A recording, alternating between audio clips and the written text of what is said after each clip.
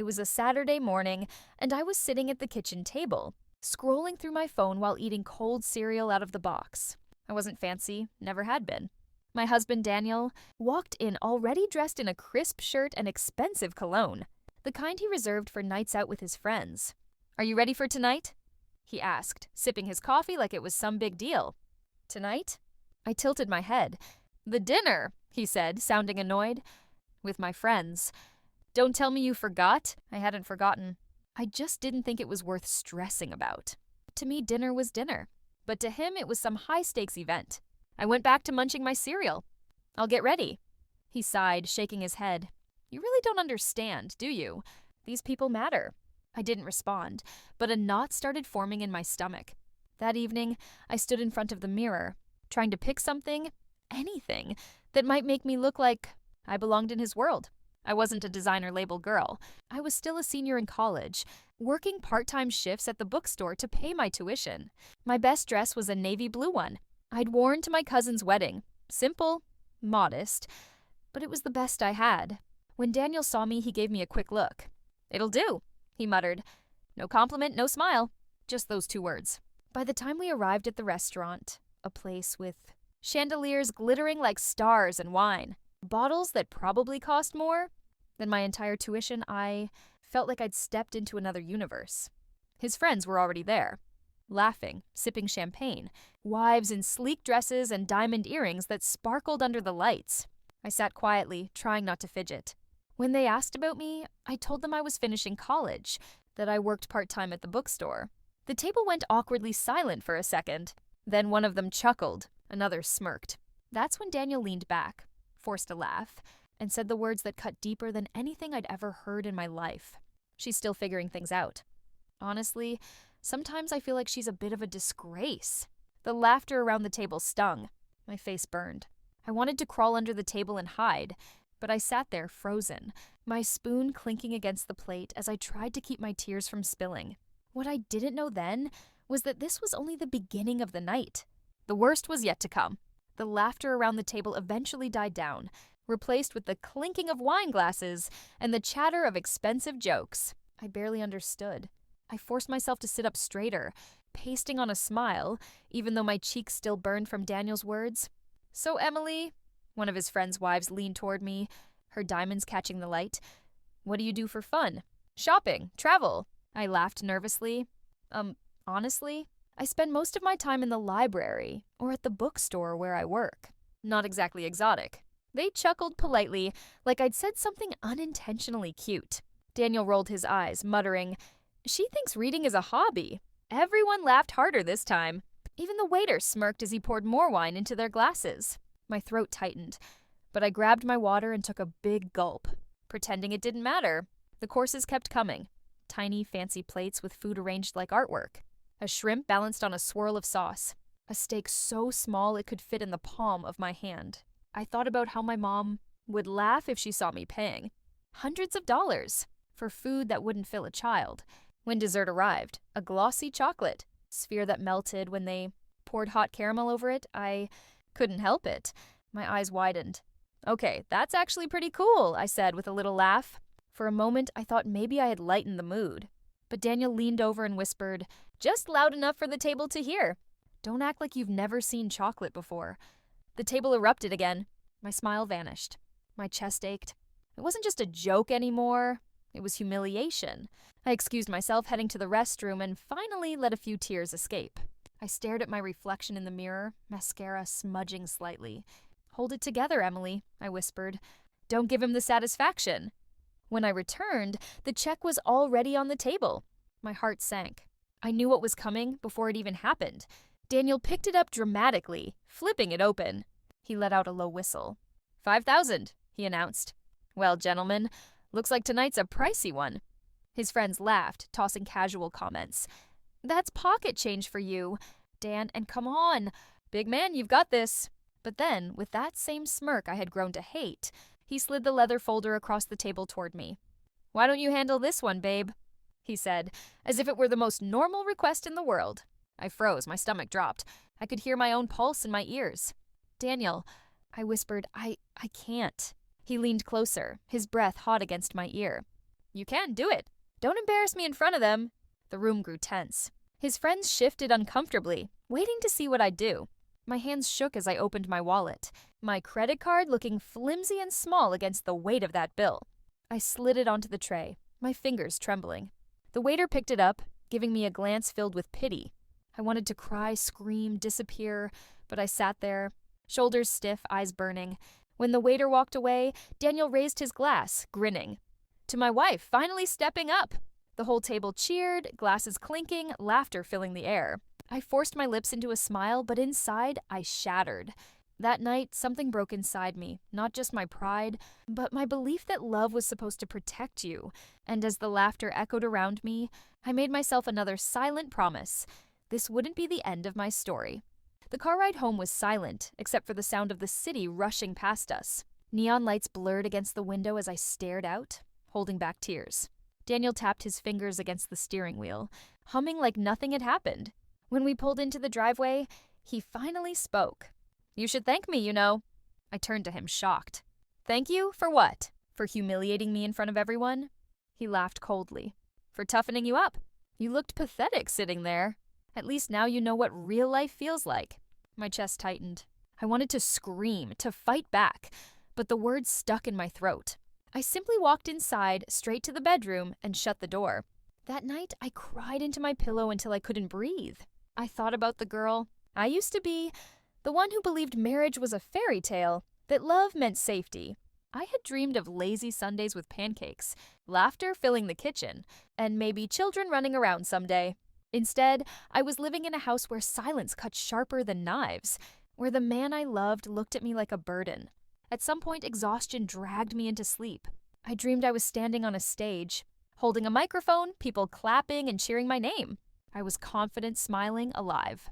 Then Daniel appeared in the dream, pulling the mic away and whispering in my ear, "Sit down. You're not enough." The crowd's applause turned to laughter.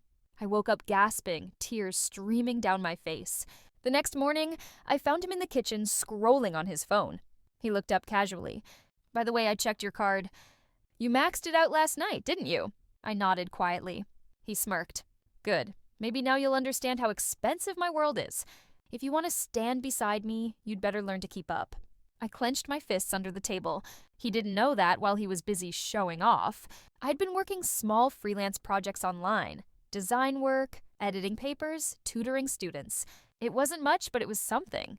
My card might have been empty, but I wasn't. I had skills, ideas, dreams. Still, the pain lingered.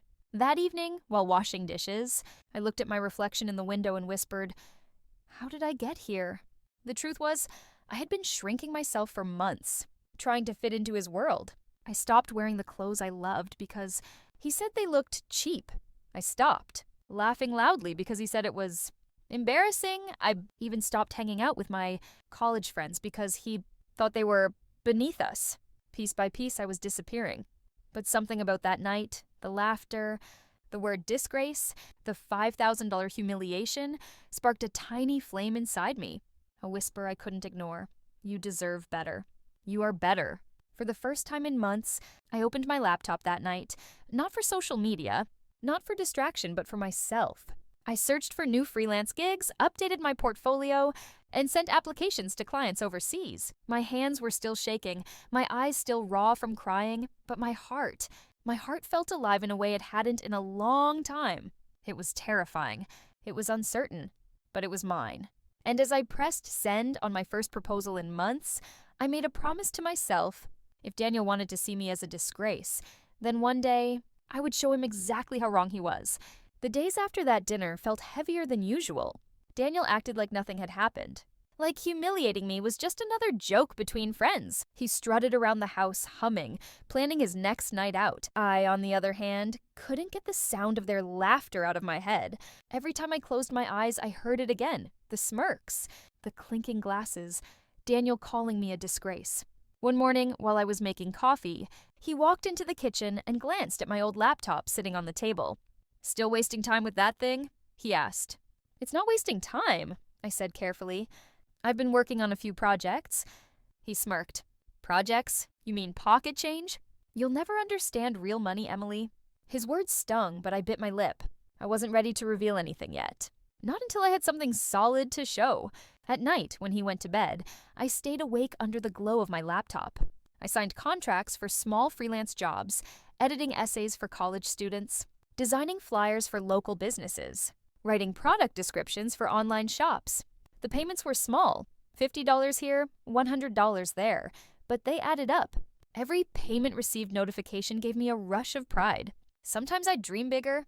I'd imagine myself walking into one of those fancy restaurants again, not as the humiliated wife of Daniel, but as Emily, a woman who built something on her own. In those dreams, people didn't laugh at me. They listened. They respected me. Reality, though, was harder. Daniel's behavior only got worse. One evening, we went grocery shopping together. At the checkout, I pulled out a coupon from my wallet. He snatched it from my hand and tossed it aside. For God's sake, Emily, stop acting cheap. People are watching. I felt heat rise to my face as the cashier gave me an awkward look. I wanted to disappear. Another night, I cooked dinner. Pasta with homemade sauce, the way my mom used to make it. I hoped he'd notice the effort. Instead, he poked at his plate and said, "This isn't restaurant quality. Do better next time." I excused myself and cried quietly in the bathroom, gripping the sink until my knuckles turned white. I remembered my mom's words from years ago. Don't ever let anyone make you forget your worth. Emily, even the person you love. That night, her voice echoed in my head as I wiped my tears and went back to my laptop. I pushed harder, took on more projects, worked longer hours. My eyes burned, my fingers cramped, but my determination grew sharper. Slowly, my bank account started to change. From double digits to triple, then 4. For the first time in months, I felt hope. I didn't tell Daniel.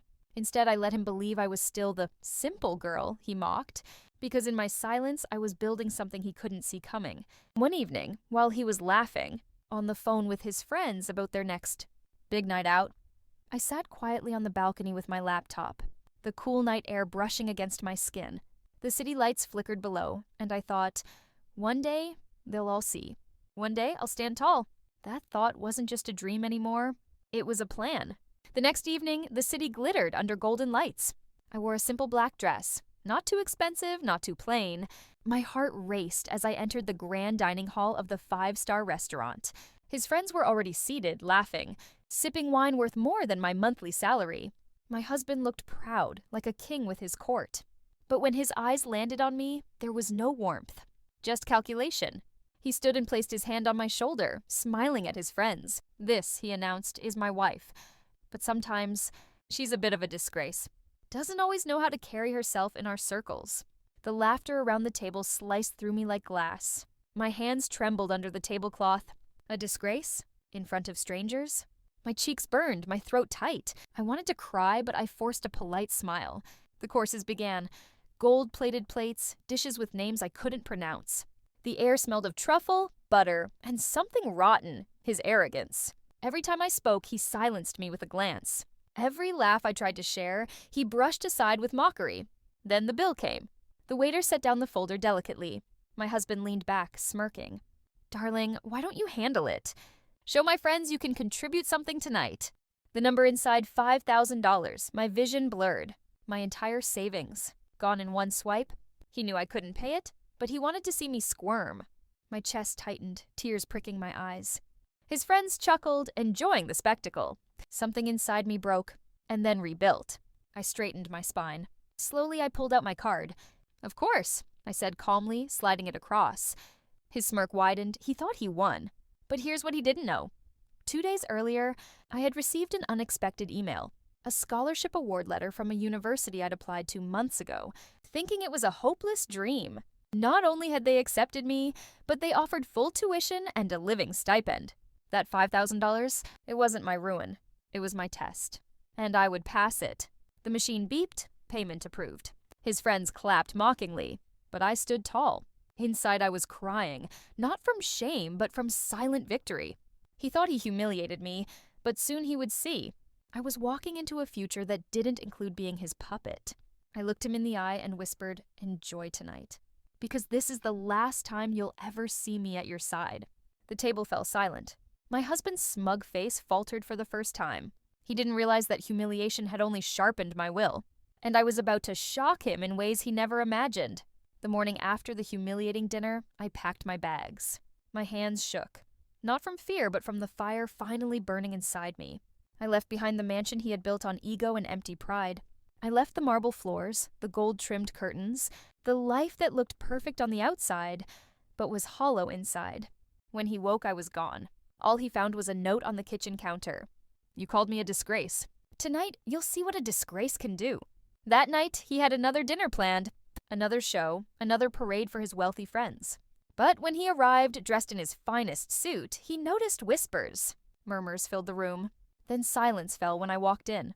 Not as his wife, not as his accessory, but as a guest of honor. See, I had finally opened the scholarship email to its full details. I wasn't just awarded a program, I had been selected for a prestigious fellowship, sponsored by the very same business elite his friends admired. The dean himself was at the dinner, and I was seated right beside him. My husband's smirk died instantly. His friends leaned forward, eager. The dean raised his glass. "To this brilliant young woman who will soon be representing us internationally. Her resilience, intelligence, and courage are unmatched." The applause thundered. Every cheer echoed in my husband's hollow chest. He looked at me desperate, as if begging silently for me to play along, to save face. But I didn't. I stood, smiling softly, and addressed the table. "Last night I was called a disgrace. Tonight I stand before you not as anyone's shadow, but as my own person. And let me tell you something. Being underestimated was the best gift I ever received." The crowd erupted again. Cameras flashed. His face turned pale, his pride crumbling piece by piece. And then came the final blow. I reached into my purse and pulled out the receipt from the $5,000 dinner. With a calm hand, I placed it in front of him.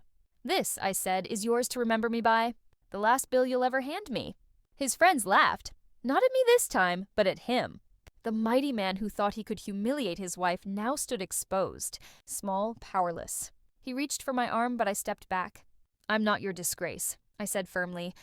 "I'm your biggest regret." I walked out into the night air, free. My eyes filled with tears, not of sadness, but of release. I had turned his weapon into my crown. And somewhere behind me, in that glittering hall, a man who once believed he owned the world sat alone, stripped of his pride, mocked by the very people he had tried to impress. For the first time in years, I felt light. I wasn't just walking away, I was walking towards something bigger. And that was the sweetest revenge.